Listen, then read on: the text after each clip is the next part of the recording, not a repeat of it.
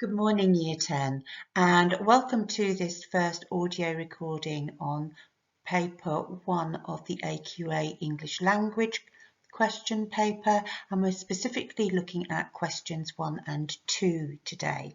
So the first thing to notice is the timings. Now, if you are a student who gets extra time, you get an extra 26 minutes, but at the moment, for the purposes of this lesson, we're actually going to look at the normal timings without extra time. Now, you notice that you get 5 to 10 minutes to read the whole extract. You will have a fiction text, that's a story extract, that could be from a text from the 19th century, from the 20th century, or the 21st century. You have to read that text in 5 to 10 minutes, and then you have to answer 4 questions on it. Now, there's no higher or foundation paper in English language, so this one paper sorts out all students from grade 1 to grade 9. Timings, very important. Question 1 is worth 4 marks. You spend no more than 5 minutes on it. Question 2 is worth 8 marks. So you spend 12 minutes on that. Question 3 is worth 8 marks as well. That's another 12 minutes. Question 4 is worth 20 marks, and that's 20 minutes. And question 5 is worth 40 marks, and that's 45 minutes. Now, if you notice, question 5 is worth 50% of all the marks on this paper and 25% of your overall marks on both English language papers. Question 4 is worth 25% of your marks on this paper. So question 4 and 5 together are worth 75% of your mark on this paper. It is vital that you answer question 4 and 5 and give yourself the time on that. Okay, we will now be moving on to the next slide.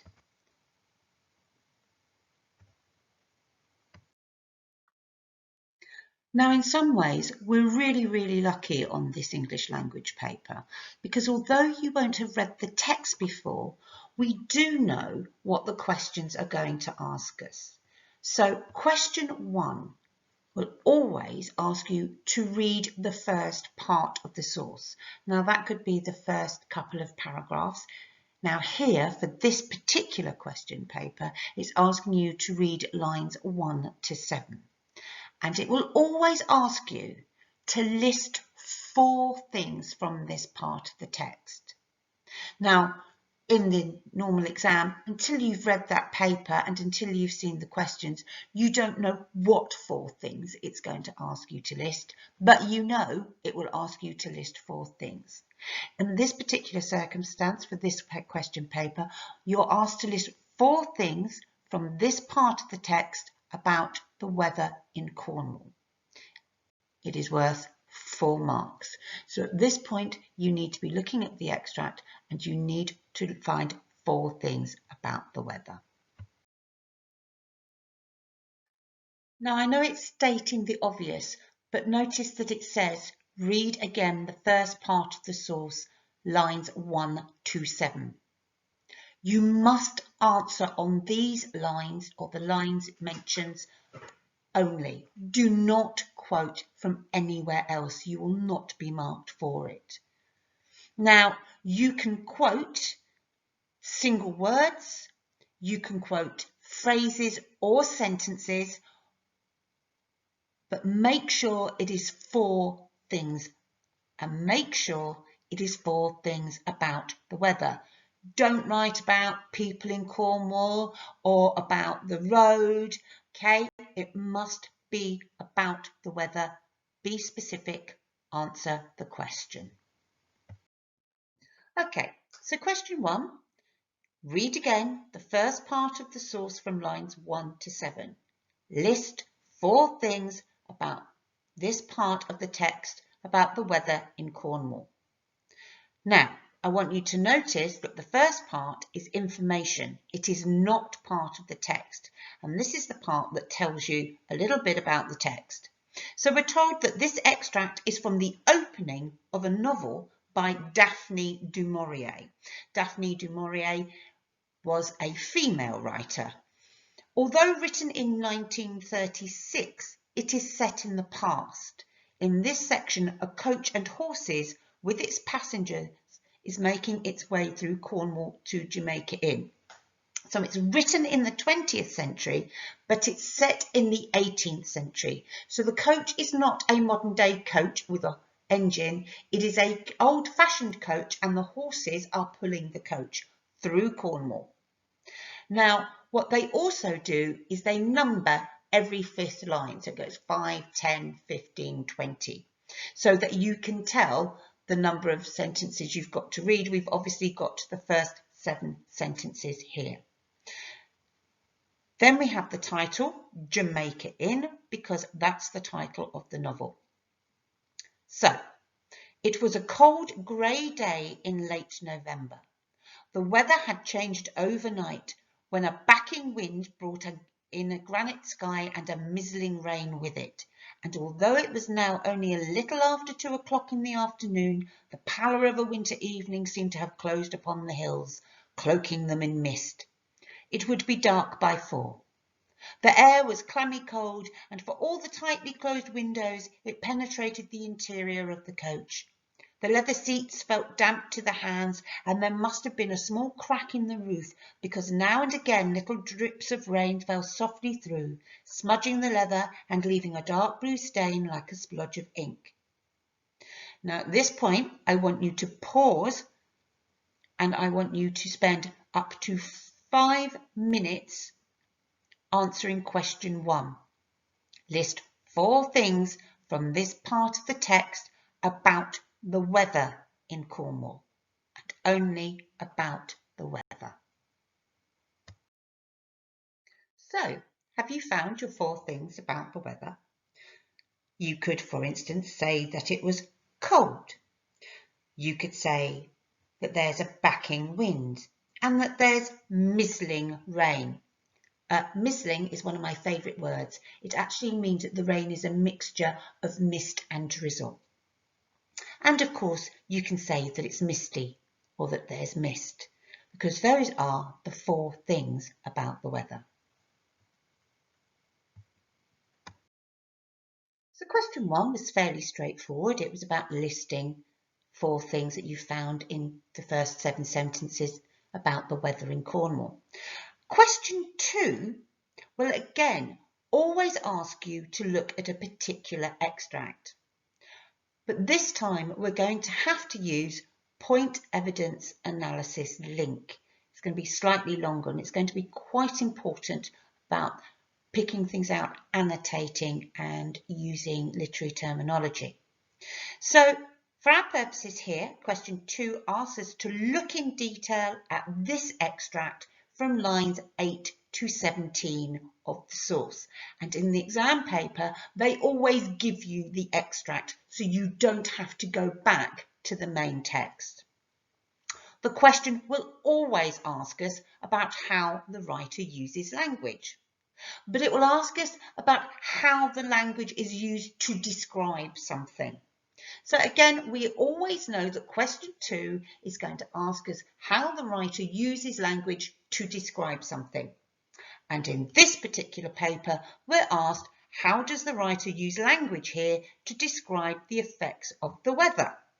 It's not asking us to describe the weather, that it's cold, that it's a mizzling rain. You gave those answers in question 1. Now it's asking us to describe the effects. So we're going to have to use some inference as well.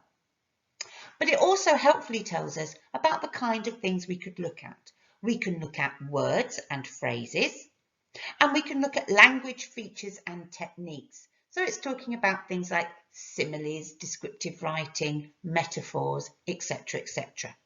And it's also saying that we can look at sentence forms. We can see if a sentence is a simple, compound or complex sentence and the effect on the pace of that. It's also asks us that we can point out if something is a declarative sentence, or whether it's a statement, or whether it gives an imperative because of an order. All of those are perfectly acceptable to look at, but it's going to be really important that we analyse the effect. I just want to emphasise again that you have to be very specific. It's asking you to look at lines 8 to 17. And remember, it is numbered in every 5th sentence so that you can find it more easily. Do not go outside of lines 8 to 17. Again, you won't be marked. And remember, the focus here is language. In this sense, it's very like the literature exam because you are looking at the effects of a simile, of a metaphor, in the same way that when you look at Macbeth or an inspector calls, that you also comment on the effects of language.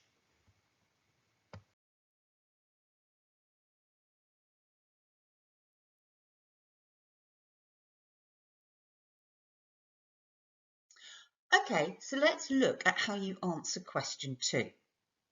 Now, we're being asked to look very specifically at lines 8 to 18 of the source. And we're being asked to look at language, and we're being asked to look at how the language describes the effects of the weather. So it's very important that you use a highlighter and you annotate, because by highlighting a phrase or a sentence or a feature or technique is going to enable you to much more quickly write your answer. But importantly, you must also annotate. You need to annotate for what the feature is and some of the ideas of the effect of that, because again, they're going to help you write up your answer. So here's what the extract says.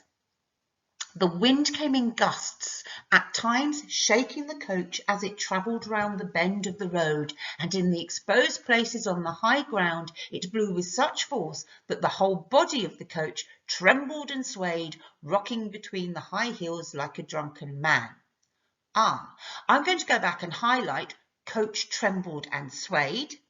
I'm going to make the note that it's personification. And the idea here is it suggests it's scared because you often tremble when you're scared. Oh, and there's the simile, like a drunken man. Now, that makes the coach seem out of control, maybe even unpredictable, violent, because when you're drunk, you're not in control of what you do. The driver, muffled in a greatcoat to his ears, bent almost double in his seat in a faint attempt to gain shelter from his own shoulders, while the dispirited horses plodded sullenly to his command, too broken by the wind and the rain to feel the whip that now and again cracked above their heads while it swung between the numb fingers of the driver. Now, I could comment on the effect here that the horses are too sullen and too broken by the wind. The wind has made them frightened. It's broken their spirit. And that they're like the coach, frightened by the wind. The wheels of the coach creaked and groaned as they sank into ruts on the road, and sometimes they flung up the soft spattered mud against the windows where it mingled with the constant driving rain, and whatever view there might have been of the countryside was hopelessly obscured. Now, creaked and groaned, it's onomatopoeia, and again, it's continuing to struggle through the harsh weather. And actually, the conditions have got worse since the opening of the paragraph when it trembled. So even if we just took trembled and swayed, drunken man, creaked and groaned, we found language features and words and phrases that are going to help us to write up about the effects of the weather.